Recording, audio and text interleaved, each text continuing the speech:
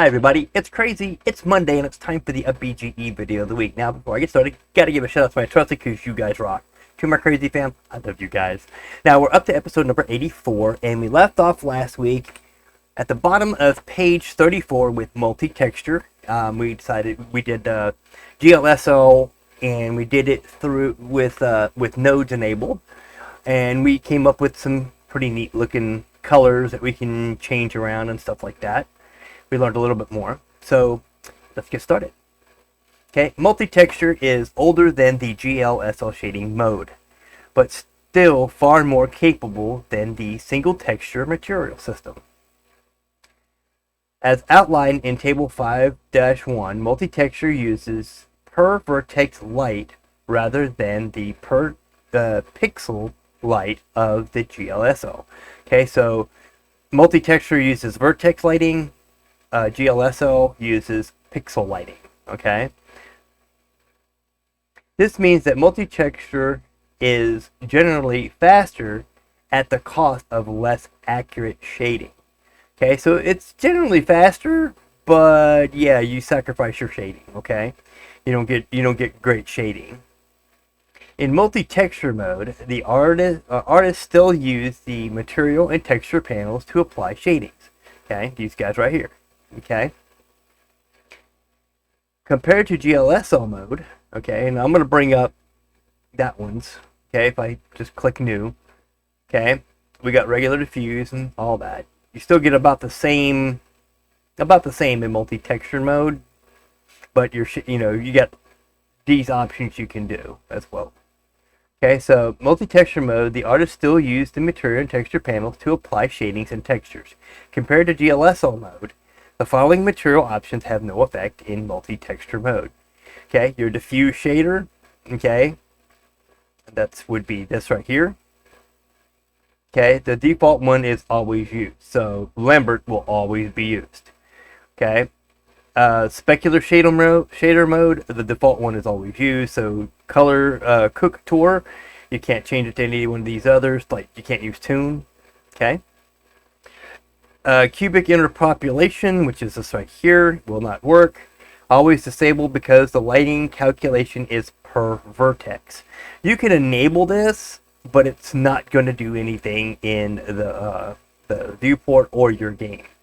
And I'm going to put this over to material so you can see what it looks like. Does very little. Okay. Ramp shaders always disabled. I believe it was after 2.76 is when they allowed that to be able to use ramps, because you can actually use ramps in 2.79. I think it might have been 2.77, but correct me in the comments if I'm wrong. Sometimes I am. Alright, so shadow settings are always disabled. No object casts shadows in multi-textured mode. Yes, it does. It does cast shadows. But they're not as descriptive as GLSL. So because you got shadows here, you can cast and receive shadows and all that. Okay. Compared to GLSL mode, the following texture options have no effect in multi-texture mode. Blending mode, other than mix, add, subtract, multiply, and screen. So we gotta find out where blending mode is. I forgot where it was at. Refresh my memory, people.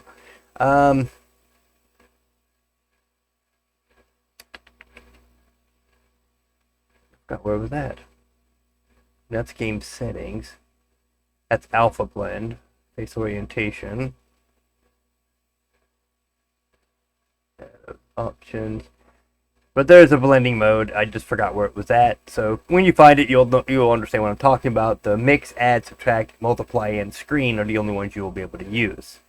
Okay. Influence setting, other than color and alpha, would be the only two influence settings you can use. Mapping coordinates, and that's under mapping. Oh, yeah, I am in game. Okay. Where is my mapping? Well, it is in a BGE, I believe. You don't have subsurface scattering in that. Let's see. Under pipeline. That's transparency. But it has all the, some of these things you won't be able to use, some of them you will. Believe it or not, in the newer versions of Blender that they completely revamped it at from 2.8 on, this is all irrelevant data. But this is for 2.7 and lower, because of the fact that this is what I'm working in. I can't do the 3.0 yet. I want to make sure that people and myself learn how to use regular Blender, how it was originally made. Alright, to add a texture for the multi-texture shading mode, you need to use the UV image editor. The material panel can be used to change some of the surface properties of the model, such as diffuse intensity, specular intensity, and specular hardness. Lights. Okay, now we're going to lighting. So I am back in BGE. I'm going to go ahead and close this other one out. Let's go ahead and get rid of that. Yeah, so we'll bring up BGE back up. Okay. So, damn, my voice being that loud? I'm sorry. If this is too loud, let me know and I can turn down the volume, I guess. Okay, lights. Lights were covered briefly in Chapter 2. I'll put it up here somewhere in Chapter 2, to pop it down. We will revisit them here in more detail. In GLSL mode, supporting lamp types are point, sun, spot, and hemi. Okay, so if you go over here to, say we got a lighting right here, okay? So in GLSL mode, you can have point, sun, spot, hemi, and area. Okay, area lamp is unsupported and will be ignored by the game engine. Okay, spot and sun lamps are capable of casting dynamic shadows if the shadow button is enabled. Okay, so let's see which two, sun and spot. Okay, we got it on point. Sun, okay, as you see, brightens it up a lot more. Okay, and spot do virtually the same thing. They cast dynamic shadows. Okay, and I believe in a BGE 0.2.5 or actually 0.2.0 and up, that is automatically selected in the background, so you don't have to worry about it. Okay. Now, let's see here. Okay. Table 52 summarizes the features of the lamps. Okay. So point is the only one supported with single texture. It's not directional and casts no shadow. So if you go to point, it's not supposed to cast a shadow. These do, because we're in GLSL. See, if I grab it, move it around, it will follow it. Okay. The sun can be used in single texture. Yes, it's directional, and it has parallel shadows, which is parallel to what the sun is. Spot can be used in single texture. Yes, it's directional, and its perspective is from the view. Hemi can be used in GLSL. Directional is yes, and no, it does not cast a shadow. Okay, so if we kick that over to Hemi, if you notice, the shadow is now gone. Okay, it has no shadow. It does cast a slight shadow, but not as greatly as what it should. Okay, area is not supported by anything. It's just an area map, which will not be in the game. I think you have to turn up the brightness like super bright, maybe? Nope. Okay. Nope. Doesn't do anything. So just remember that whenever you go to mess with it. Area lamps really don't work in GLSL mode. Okay. In multi-texture and single texture mode, point, sun, and spot are supported. Okay. All other non-supported lamp types will be treated as point lamps. There is no shadow support in these two modes. Okay, so point, sun, and spot will all be treated like point lamps. Anything else will be treated like point lamps, and there's no shadow support in these two modes. Okay. Alright, so now we're going to go to world settings. Okay, and that is this little one right here. It's called the world settings. And that's what we're going to work on this week, or a little bit into. Let me see how far this goes down. Yeah, we could do that. So we're going to go ahead and do it. I'm only at 9 minutes, but I'm going to go ahead and run it a little long if that's okay with y'all. Okay, so world settings. From the world property editor, you can change things that affect the entire world, such as background color and mist settings. Okay, background colors are these guys right here. You can turn on mist, you can have environmental lighting, so all kinds of stuff. Okay, you got your horizon color, defines the sky color. Okay, so as you see, this is gray. So let's turn this up and turn it to a crisp sky blue. That's a little bit, yeah. We'll bring that down a little bit. There we go. Okay, so you get your horizon color. This is your zenith color. Say you want to turn it to like a medium blue. Okay. Now in the game engine, okay, when you hit play, you notice your background's blue. Okay. So you can change these around to do just about anything. Okay. Ambient color defines the ambient light color. Ambient light is a fill light that illuminates an object evenly from all angles. It makes shadows less dark at the cost of making everything look washed out.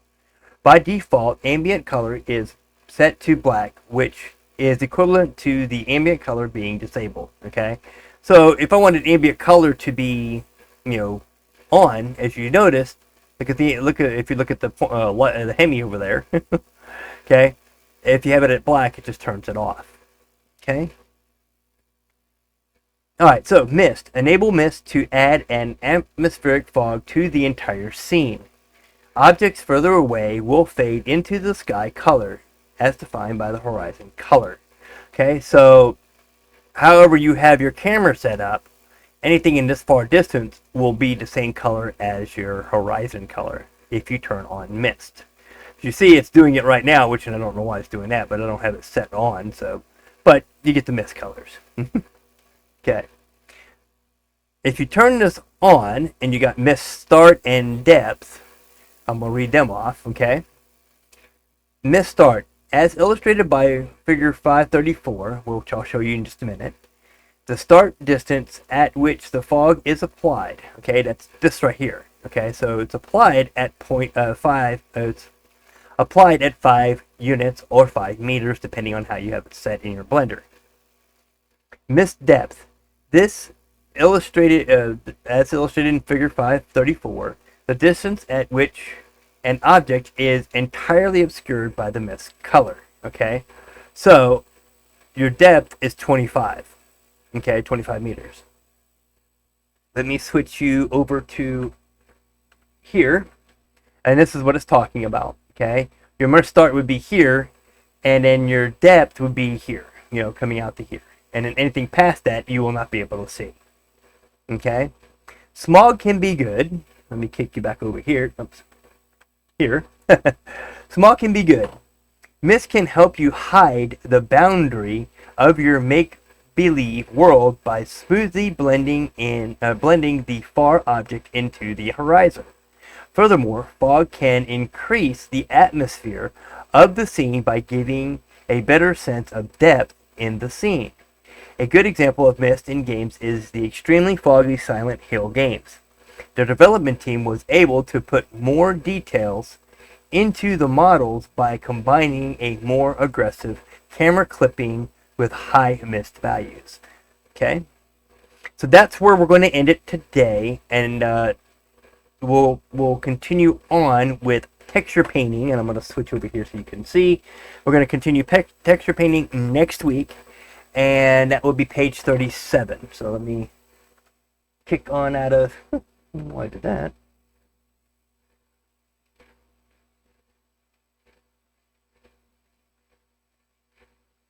There we go. Okay, yeah, you got to see my ugly mug all over the place.